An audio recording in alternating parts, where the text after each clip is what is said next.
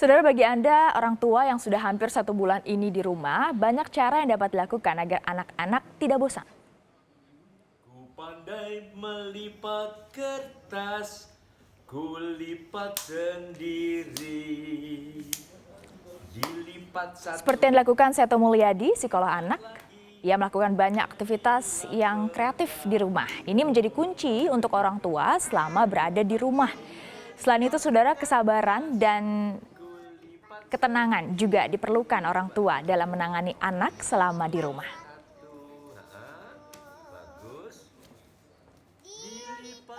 Jadi dalam keadaan ayah dan bunda harus berada di rumah bersama dengan putra-putri tercinta, suasana belajar tetap berlangsung, dan untuk putra-putri yang mungkin masih balita, masih prasekolah, tetap juga ada pendekatan-pendekatan yang kreatif.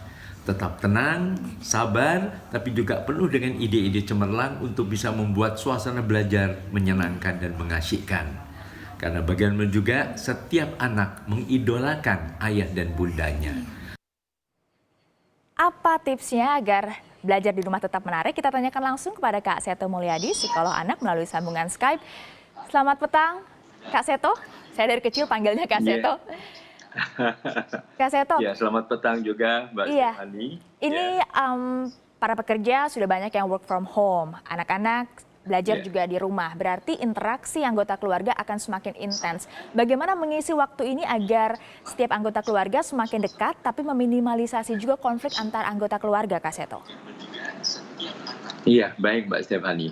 Yang paling pertama harus diingat, kunci utama adalah kita para orang tua. Jadi kita juga harus memperkuat diri dulu. Artinya dengan tetap tenang. Kekuatan sabar dihimpun betul-betul. Lalu penuh rasa syukur dan selalu berpikir positif. Coba temukan kekuatan atau hal-hal yang hebat di dalam keluarga.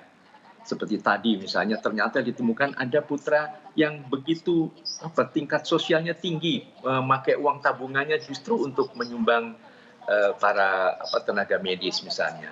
Kemudian ada seorang juga dengan kreatif menciptakan memperingati ulang tahun temannya dengan cara yang unik. Jadi kita temukan ternyata di dalam rumah ini anak-anak hebat semuanya.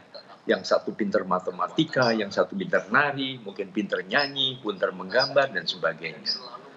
Lalu kita memosisikan sebagai sahabat anak, sebagai teman, bukan sebagai bos atau main perintah harus begini-begini, tidak, sebagai teman, karena anak-anak merindukan teman-temannya. Begitu. Nah, pada waktu melangkah, ya marilah kita kreatif. Kita mungkin memosisikan sebagai semacam artis serba bisa. Ya bisa menyanyi ya jadi penyanyi, bisa dongeng jadi pendongeng. Dia bisa mungkin melawak ya jadi pelawak untuk humor-humor segar, menggambar jadi pelukis dan sebagainya. Nah, kita ajak bersahabat mereka itu dan menjadikan satu kekuatan. Jangan sampai kita menganggap ini beban, aduh. Gitu. Jadi mohon ini yang betul-betul dipegang teguh para orang tua untuk selalu kreatif dan kemudian bersinergi justru dengan putra-putri tercinta. Begitu Mbak Stephanie. Ya, berarti orang tua harus mengenal apa bakat dari masing-masing anaknya. Juga tentunya harus menyesuaikan dengan usia anak ya Kak Seto. Apa kegiatan yang paling tepat disesuaikan dengan usia masing-masing anak agar tentunya fasenya beda ya, fase tumbuh kembang anak agar tidak terlewat, agar betul. bisa maksimal. Betul. Kita menghadapi yang balita, ya mungkin dengan mendongeng, dengan boneka, dengan permainan sulap. Mungkin yang dengan yang sudah mulai SD, SMP, sudah pra remaja, mungkin dengan cara berdiskusi. Mungkin dengan cara sama-sama melihat perkembangan melalui gadget masing-masing. Ya, mungkin artinya mencoba dari posisi sebagai sahabat yang balita, sahabat yang anak usia SD atau yang remaja. Kalau perlu kita mungkin menari bersama, kalau perlu mungkin kita main TikTok atau apa saja lah, sesuai dengan selera remaja masa kini. Gitu. Bicara soal gadget tadi Kak Seto, tentu gadget hari-hari ini menjadi hal atau barang yang paling sering kita habiskan waktu bersama gitu ya dengan gawai. Tapi tidak semua orang tua melek teknologi gawai. Nah, bagaimana mengisi gap usia dan gap pemahaman ini Kak Seto? Iya, itu tadi kita memosisikan sebagai sahabat, sebagai teman. Nah, saling sharing, saling diskusi. Kalau ada saatnya kita perlu belajar kepada putra-putri kita, kita juga harus rendah hati. Jangan arogan, papa udah tahu, mama udah ngerti. Enggak. Tapi wah kalau ini bagaimana? Ini WA gimana? Ini kok caranya pakai apa Zoom atau pakai Webex dan sebagainya gimana misalnya. Jadi terjadi suatu diskusi antar generasi yang sangat akrab, penuh persahabatan, sehingga akhirnya kita jadikan keluarga ini satu super tim yang tangguh sekali menghadapi virus corona ini. Mhm. Ini perlu ada juga nggak pembatasan waktu dalam penggunaan gadget bagi anak-anak juga? Karena kadang-kadang kalau lagi bosan anak-anak akhirnya diberikan gadget saja agar mereka terhibur. Tapi gimana supaya tidak edik juga? Iya, mungkin tidak ada salahnya kita biasakan ada semacam rapat harian ya, setiap pagi rapat untuk menentukan jadwal sehari ini. Atau menentukan jadwal 2-3 hari ke depan misalnya. Pagi apa senam pagi, kemudian nanti mungkin pada saat ini makan bersama, tapi sebelum itu masak bersama. Jadi penuh dengan ide-ide yang kreatif tadi, membuat anak selalu segar karena ada sesuatu yang baru, yang lain daripada yang lain pada hari-hari biasa di mana setiap hari dia harus pergi ke sekolah misalnya. Mhm. Jadi semua jadwal diatur. Ada saatnya gadget dimatikan, mungkin untuk beribadah, mungkin untuk juga berdiskusi, mungkin untuk melakukan kegiatan psikomotorik yang melompat atau mungkin dengan menari bersama dan sebagainya. Jadi semua melibatkan peran serta anak-anak menjadi sebuah super team dalam keluarga. Mhm. Kak Seto, banyak juga orang tua yang mengeluhkan tidak mengerti pembelajaran anak, sedangkan biasanya ada guru yang membantu sang anak. Tapi ini full semua orang tua yang harus membantu anak-anak mereka untuk belajar di rumah. Bagaimana supaya anak tetap semangat belajar dan juga komunikasi saat belajar ini tetap terjaga dengan baik, Kak Seto?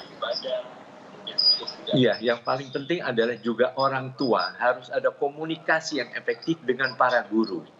Jadi orang tua juga tahu apa istilahnya standar kompetensi lulusan yang menjadi target setiap kelas. Kalau ini kelas 5 apa, kelas 6 apa, kelas 3 SMP apa dan sebagainya. Jadi orang tua juga ujung tombak dari guru dan kemudian menyampaikan kepada putra-putrinya dalam bahasa keluarga. Dengan cara yang tadi penuh persahabatan, penuh keakraban. Jadi kemudian mungkin mencari materi itu juga bersama-sama di luar apa yang diberikan oleh guru. Mungkin melalui tadi sumber-sumber seperti Google, seperti YouTube dan sebagainya. Jadi merupakan satu tim untuk belajar dan bergembira bersama. Artinya bahwa belajar yang efektif harus dikaitkan dengan suasana yang menyenangkan dan menantang. Gitu. Reward and punishment cocokkah atau baguskah untuk diterapkan? Iya, reward and punishment ini penting untuk suatu pendidikan. Tetapi kan reward kan tidak harus selalu hadiahnya coklat atau handphone atau sepeda mini, tidak kan. Tapi senyuman, acungan jempol, pelukan, itu sudah reward. Punishment juga tidak harus selalu masuk kamar dikunci atau dibentak, tidak. Tapi mengurangi haknya. Nah, kalau mungkin harus kita mau main gadget bebas, mungkin waktu gadget agak dikurangi misalnya. Jadi semua melalui satu proses yang sangat demokratis dalam keluarga. Satu lagi Kak Seto, ini yang juga penting bagaimana memberikan pemahaman kepada anak-anak tentang corona ini.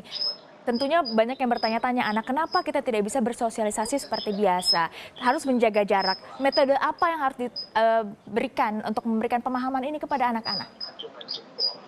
Iya, dengan cara tadi mendiskusikan. Mungkin sekarang sudah banyak informasi yang mungkin dibawakan untuk putra-putri sehingga mudah ditangkap misalnya. Bahwa ini adalah suatu bahaya bersama yang harus dihadapi bersama. Kita tidak boleh memikir diri sendiri tapi memikir orang lain. Siapa tahu kita sebagai pembawa dari virus itu yang bisa menular ke orang lain dan sebagainya. Jadi melalui diskusi, melalui gambar-gambar, melalui informasi dari berbagai sumber, kita berikan pemahaman kepada anak dengan cara-cara yang tadi penuh keakraban tadi. Baik, terima kasih Kak Seto atas waktunya psikolog anak sudah bergabung bersama dengan update Corona pada petang hari ini.